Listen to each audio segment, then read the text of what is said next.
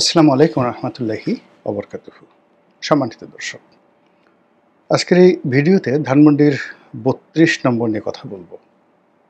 ৩২ নম্বর কোনো ইতিহাস নয়, কিংবা কিভাবে এই বাড়িটি হলো, এই বাড়িতে কারা থাকতেন, এ সমস্ত কিছু না বলে এখন ৩২ নম্বর যে অবস্থায় আছে, বাড়িটি ভেঙে ফেলা হয়েছে, ধ্বংসস্তূপ, এবং এই বাড়িটিকে অপমান করার জন্য সেখানে ময়লা এবং আবর্জনার যে স্তূপ তৈরি করা হয়েছে এবং সেখানে নানা রকম ফ্যান্টাসি করে বঙ্গবন্ধু এবং তার পরিবার এবং ৩২ নম্বরের ইতিহাস, মহান মুক্তিযুদ্ধ সবগুলোকে ডাস্টবিনে নিক্ষেপ করার জন্য যে মাস্টার প্ল্যান হচ্ছে, আসলে সেটা কতটা সম্ভব এবং কতটা সফলতা পেয়েছে বা বিফলতা পেয়েছে, এই বিষয়গুলো নিয়ে আমি কথা বলবো। কিন্তু তার আগে আপনাদেরকে একটা জিনিস স্পষ্ট করতে চাই। বাংলাদেশের মানুষের যে রাজনীতির যে আবেগ, প্রেম এবং ভালোবাসা কিভাবে আসে, এই বিষয়গুলো যদি না বুঝেন তাহলে ৩২ নম্বরের যে ইতিহাস, সেই ইতিহাসটা আপনি কখনো অনুধাবন করতে পারবেন না। বোঝার চেষ্টা করুন, বাংলাদেশে ৩২ নম্বর রোড বা সড়ক, বঙ্গবন্ধুর বাড়ি, এরকম একটা দ্বিতীয় যে প্লেস, এটা বাংলাদেশে আসলে ইতিপূর্বে কখনোই ঘটেনি। একটা সময় প্রায় কয়েকশো বছর ধরে ঢাকার নবাবদের কতগুলো ভবন ছিল, যেমন ঢাকার নবাব বাড়ি, তারপর আহসান মঞ্জিল যেটিকে বলা হয় সেটি, তারপর বঙ্গভবন, এটা একটা সময় যে বালাখানা ছিল এবং হিরাঝিল প্রাসাদ হিসেবে পরিচিত ছিল। এরপর ঢাকা বিশ্ববিদ্যালয়ের যে মধুর ক্যান্টিন, এখানে একটা বালাখানা ছিল। এরকম তো সেই দিক থেকে এই শহরে, এই দেশে, এই জনপথে হাজার হাজার জমিদার বাড়ি, হাজার হাজার রাজপ্রাসাদ, ইনক্লুডিং লালবাগ কেল্লা, বহু স্থাপনা এখনো পর্যন্ত আছে। সোনারগাঁয়ের লোকশিল্প জাদুঘর, যেটা একসময় ইশাখা রাজধানী ছিল। তার আগে বহু শত বছর সেই স্বাধীন বাংলার যে সুলতানি আমল, তখন সেই সুলতানি আমলে বেশ কয়েকটি রাজধানী গড়ে উঠেছিল। পুন্ড্রবর্ধন বগুড়ার, মহেস্থানগড়, চাঁপাইনবাবগঞ্জে সেই উত্তরবঙ্গে আলাউদ্দিন হোসেন শাহের যে হোসেন শাহী রাজবংশ, এবং ইলিয়াস শাহী রাজবংশ, এটা সোনারগাঁকে কেন্দ্র করে। কিন্তু কোন একটি বিশেষ ভবন এভাবে বা একটি রাস্তা এভাবে ৩২ নম্বর এরকম নম্বর যুক্ত মানে কোনো কিছু হয়নি, ইতিপূর্বে কখনো হয়নি। এখন অনেকে হয়তো বলতে পারবেন যে তখন তো এরকম যুগ ছিল না, কিন্তু নম্বর ছিল সব সময়টাতে। যেমন লালকেল্লা প্রতিষ্ঠিত হয়ে আছে, আগ্রা ফোর্ট, তারপরে ধরুন কুতুব মিনার, এই জিনিসগুলোর সঙ্গে ইতিহাস, ঐতিহ্য, তাজমহল, ঠিক তদ্রূপ বাংলাদেশে এই ৩২ নম্বর নামটি, এর সঙ্গে কি রাস্তা, এর সঙ্গে কি ডাস্টবিন, এর সঙ্গে নাকি বাড়ি, ইট ডাজ নট মিন ৩২ নম্বর বলার সঙ্গে সঙ্গে কেমন যেন একটা নস্টালজিয়া চলে আসে। কারো কারো নিকট এটা আতঙ্কের বিষয় হয়ে যায়, কারো কারো নিকট প্রেম এবং ভালোবাসার বিষয় হয়ে যায়। এটা কেন? কেন এই ৩২ নম্বর নিয়ে আমাদের যা কিছু হয় সেটা নিয়ে কেন আহসান মঞ্জিল নিয়ে আমাদের ওই আবেগ হয় না? কিংবা ধরুন সেই বঙ্গভবন নিয়ে ওটা হয় না, গণভবন নিয়ে ওটা হয় না, কেন ৩২ নম্বর নিয়ে কেন এরকম হয়? তো এই বিষয়টা নিয়ে আলোচনা করব। কিন্তু আলোচনা করার আগে আমাদের দেশের যে তথাকথিত রাজনীতি, সেই রাজনীতির মূল ব্যাপার হলো আমরা বিএনপি, আওয়ামী লীগ যে দল করি, প্রথমত বাবা দাদা ১৪ গোষ্ঠী যে দল করে আসছে, ইন জেনারেল সেই দলগুলোই বেশিরভাগ মানুষ করে। কলেজ বিশ্ববিদ্যালয়ে এসে অনেকে সিদ্ধান্ত পরিবর্তন করে যে সেইখানে যে ছাত্র সংগঠনটি শক্তিশালী, ওটার দ্বারা আকৃষ্ট হয়ে যায়। ফলে রাজশাহী বিশ্ববিদ্যালয়ে ভর্তি হয়ে অনেক আওয়ামী পরিবারের সন্তান ছাত্র শিবির দ্বারা আকৃষ্ট হয়েছে। আবার ছাত্র শিবির মানে জামাতের অনেক ছেলেমেয়ে, মানে জামাত করে এরকম পরিবারের ছেলেমেয়ে ঢাকা কলেজে ৮০-র দশকে এসে বা ঢাকা বিশ্ববিদ্যালয়ে ৮০-র দশকে এসে তারা ছাত্র দলে অন্তর্ভুক্ত হয়েছে। ইন জেনারেল এটা হলো হেরোইজমের ক্ষেত্রে, অর্থাৎ যেখানে যে দলটি খুব শক্তিশালী থাকে সেখানে জনমত সেই দলের পক্ষে চলে যায়। কিন্তু এর বাইরে কিছু ঘটনা ঘটে। যেমন ধরুন, আমি যখন ঢাকা কলেজে ভর্তি হলাম তখন নেহরু বাবলুর যুগ। মানে নেহরু, সানাউল হক নেহরু, বাবলু, মানে তাদের কারণে ছাত্র দলের একটা রমরমা অবস্থা। তখন ছাত্রদল করা মানেই এখন শাহরুখ খান হওয়া যেরকম একটা মানুষের জন্য খুব একটা, যাকে বলা হয়, রোমাঞ্চের বিষয়। শাহরুখ খান হওয়া মানে একটা অ্যাডভেঞ্চারের বিষয়। ঠিক তদ্রূপ 19 মানে সেই যে নীরু বাবলুর যে জমানা, সেই জমানাতে ঢাকা বিশ্ববিদ্যালয় বা ঢাকা কলেজে ছাত্রদলের একজন নেতা হওয়া, এটা ঠিক ওইরকমই একটা অ্যাডভেঞ্চারের বিষয় ছিল। ওইরকম একটা সেলিব্রিটির বিষয় ছিল যে আমি ছাত্রদলের ঢাকা কলেজের নেতা।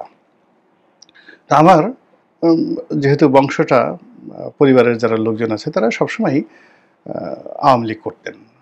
আর আমি যে এলাকাতে জন্ম নিয়েছি ওখানে আওয়ামী লীগ ছাড়া আসলে কোনো অনেক কোনো রাজনৈতিক দলই নেই। ফরিদপুর জেলাতে সদরপুরে, আবার পরবর্তীতে বেড়ে উঠেছি পটুয়াখালী জেলার গলাচিপাতে। এখানে আসলে আওয়ামী লীগ এখন পর্যন্ত একতরফা। তো সেখানে আমার মন এবং মননে কোনো রকম আদর্শ চিন্তা চেতনা ছাড়াই একটা সংস্কার আওয়ামী লীগ। কিন্তু ঢাকা কলেজে এসে যে ছাত্রদলের যে রমরমা অবস্থা, তো সেখানে ছাত্রলীগ যারা করে তাদের সাথে যোগাযোগ করা, তাদের কাছে যাওয়া বা ওই দল করা, এর মধ্যে আমি কিছুই দেখতে পাচ্ছি না, কোনো আগ্রহই আমার তৈরি হচ্ছে না। আমার খালি বারবার ওই ছাত্রদলের মিছিল দেখলে আমার মাথা খারাপ হয়ে যেত। আমি কখনো মিছিলে অংশগ্রহণ করিনি, কিন্তু দূর থেকে আমার মনে হতো বিশাল বিশাল মিছিল, সেখানে একটু যাই, হাঁটি, একটু ভাবসাব দেখাই, এরকম তারুণ্য। কিন্তু এর মধ্যে আমি একটা বই পড়লাম। সেই বইটা হলো M.R. আক্তার মুকুলের মুজিবের রক্ত লাল। তো বইটা পড়ার পরে আমার মাথা খারাপ হয়ে গেল, ভীষণ রকম মাথা খারাপ হয়ে গেল। বঙ্গবন্ধু সম্পর্কে, আওয়ামী লীগ সম্পর্কে আমার যেটা আবেগ, আমার যেটা অনুভূতি, আর আমার যেটা আফসোস, আমি দিন রাত শুধু ভাবি ইতিহাস কেন এমন হয়, মুজিবের রক্ত এভাবে কেন লাল হলো, এভাবে কেন 32 নম্বর রক্তাক্ত হলো। আমি এই প্রথম নিজে নিজে আপন মনে 32 নম্বর দেখতে গেলাম। আমার এর আগে 32 নম্বর নিয়ে কোনো ভাবনা ছিল না, দেখতে গেলাম, আবেগ তাড়িত হলাম। এরপর অন্যান্য লেখা পড়লাম, মুক্তিযুদ্ধ নিয়ে লেখা পড়লাম, সিনেমা দেখলাম। ফলে কি হলো, ওই যে নিষ্প্রভ একটা সময় যখন ছাত্রলীগের কোনো রকম আবেগ ছিল না, অনুভূতি ছিল না, তারপরে আকর্ষণ ছিল না, ঠিক সেই সময়টাতে ছাত্রলীগ করা শুরু করলাম। তো এই যে দেখুন, যে একটা রোমাঞ্চের অ্যাগেনস্টে, শক্তির অ্যাগেনস্টে, একটা সেলিব্রিটি হওয়ার যে লোভ এবং লালসা যে বয়সে থাকে, সব কিছুর ঊর্ধ্বে যে সাহিত্য, যে লেখা, যে প্রবন্ধ, যে লেখনী একটা মানুষের মস্তিষ্কে ঢুকে যায়, ইতিহাস হয়ে যায়। ঠিক তদ্রূপ আমাদের এই দেশে 32 নম্বর নিয়ে, আওয়ামী লীগ নিয়ে, মুক্তিযুদ্ধ নিয়ে, বঙ্গবন্ধু নিয়ে যে কাজ হয়েছে, গান হয়েছে, কবিতা হয়েছে, গল্প হয়েছে, যা কিনা মানুষের শরীরে মনে হাতুড়ি দিয়ে পিটিয়ে পিটিয়ে যদি কোনো কিছু প্লান্টেশন করা হয়, অর্থাৎ একজনের মাথায় যদি সেই গজাল বা তারকাটা ঢুকিয়ে দেওয়া হয়, যে কোনো একটা আদর্শের হাতুড়ি দিয়ে পিটিয়ে পিটিয়ে, ওটা ও মানুষ জীবিত অবস্থায় যেভাবে ভুলতে পারে না, তদ্রূপ কোনো একটা মানুষ যদি গান দ্বারা, কবিতা দ্বারা, শিল্প দ্বারা, সাহিত্য দ্বারা, ইতিহাস দ্বারা অনুপ্রাণিত হয়, আপনি তাকে কবর দিয়ে ফেলবেন, বুলডোজার দিয়ে মেরে ফেলবেন, কিন্তু ওখান থেকে সে ওই তার আদর্শের কথা বলতে থাকবে। তো সেই দিক থেকে বাংলাদেশের 52 ভাষা আন্দোলন, আইয়ুব খান বিরোধী আন্দোলন, 62 শিক্ষা আন্দোলন, 69 গণ অভ্যুত্থান, 60-এর দশকের 6 দফা আন্দোলন, তারপর মহান মুক্তিযুদ্ধ, পরবর্তীতে বঙ্গবন্ধুর হত্যাকাণ্ড, সেই হত্যাকাণ্ড নিয়ে দেশি বিদেশি পত্রপত্রিকা এবং যে লেখা, সেই অ্যান্থনি মাস্কারেন হ্যান্সের যে লিগেসি অফ ব্লাড, এরকম সব অমর সাহিত্য, কবিতা লেখা হয়েছে, গল্প লেখা হয়েছে। ইমদাদুল হক মিলন লিখেছেন, আব্দুল গফফার চৌধুরী লিখেছেন, আরও অনেকে লিখেছেন। তো এই সকল অমর হুমায়ুন আহমেদ লিখেছেন। ফলে কি হলো, ৩২ নম্বরের ৩৩টি কারামত তৈরি হয়ে গেছে। এখন সেই যে ৩৩টি কারামত তৈরি হয়ে গেছে, ৩৩টি ফ্যাকরা তৈরি হয়ে গেছে, ৩৩টি ফ্যাসাদ তৈরি হয়ে গেছে। মানে কারামত হলো যারা ৩২কে ভালোবাসতেছে তাদের জন্য, আর ফেতনা এবং ফ্যাসাদ তৈরি হয়েছে যারা ৩২কে ঘৃণা করতে চায়। ৩২ এর বিরুদ্ধে ৩৩টি ব্যারিকেড তৈরি হয়ে গেছে। সেই ব্যারিকেড অতিক্রম করে সেই ভবন ভাঙা যায় না। এইবার ২০২৫ সনের ১৫ই আগস্টে যে ঘটনা ঘটল, এই বাড়ি পাহারা দেওয়ার জন্য এই বাড়িতে যে জনস্রোত রয়েছে, সেই জনস্রোত বন্ধ করার জন্য সমস্ত রাষ্ট্রশক্তি, রাজনৈতিক শক্তি একত্রে মিলে যা কিছু করলো, তাতে করে ৩২ নম্বরের যে ইতিহাস এবং ঐতিহ্য বেড়ে গেল। এখন ৩২কে নিয়ে যে সাহিত্য রয়েছে, যে কল্পনা রয়েছে, ৩২কে নিয়ে যে সংস্কৃতি রয়েছে, যে সুর রয়েছে, যে তাল রয়েছে, যে ইতিহাস রয়েছে, আপনি দেখুন ওই ৩২ নম্বরে একজন মানুষ বসবাস করতেন, বঙ্গবন্ধু শেখ মুজিবুর রহমান। তার একটা পরিবার আছে, একজন স্ত্রী ছিলেন, তার কয়েকজন শিশু সন্তান ছিলেন। খুব সাধারণ নাম, জামাল, কামাল, রাসেল, হাসিনা, রেহানা, আবহমান বাংলার একেবারে সাধারণ নাম। মাঠে ঘাটে হাসিনা, রেহানা, মাঠে ঘাটে কামাল, জামাল, মাঠে ঘাটে। মানে আমরা যে ছোটকালে গান শুনতাম, আমার জামাল সামাল, মানে এই জামাল সেই জামাল নয়, কিন্তু নামগুলোর সাথে কেমন যেন একটা মানে যাকে বলা হয় উন্মাদনা রয়েছে, মাদকতা রয়েছে, মাটির গন্ধ রয়েছে। তারপরে ওই যে ঘর, ওই ঘরটা প্রত্যেকটা রুম, বাথরুম, প্রত্যেকটা রান্নাঘর, প্রত্যেকটা ফার্নিচার এদেশের মানুষের মুখস্থ।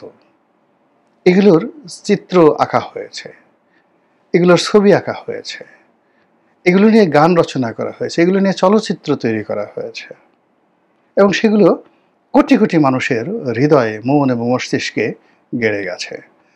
ওই ভবনে সামনে পুলিশ দায়িত্ব পালন করেছে, সেই পুলিশের ছবি আছে। ওই পুলিশকে ধরে নিয়ে একজন রাজপুরুষ লুঙ্গি পরে খাবার সময় তার মনে হলো যে তার পুলিশটি না খেয়ে আছে। তো সেই পুলিশটিকে সে নিজে দোতলা থেকে নেমে সেই পুলিশটিকে জোর করে ধরে নিয়ে নিজের টেবিলে একসাথে তাকে খাইয়েছে। আচ্ছা বলেন তো, সেই যে ছবিটা, সেই ছবি কি বিএনপি দেখাতে পারবে?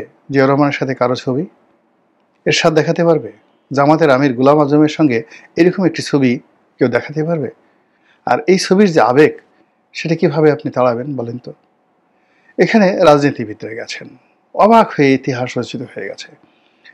বঙ্গবন্ধুর সঙ্গে যারা মানে লড়াই করেছেন, সংগ্রাম করেছেন, বিরুদ্ধ মতে গেছেন, ধরেন লেখাপড়া যে তাকে বলা হয় সে সরওয়ার্দির বডিগার্ড, লেখাপড়া জানতো না, কিন্তু আবুল মুসর আহমেদকে আপনি লেখাপড়া হীন একজন মানুষ বলতে পারবেন?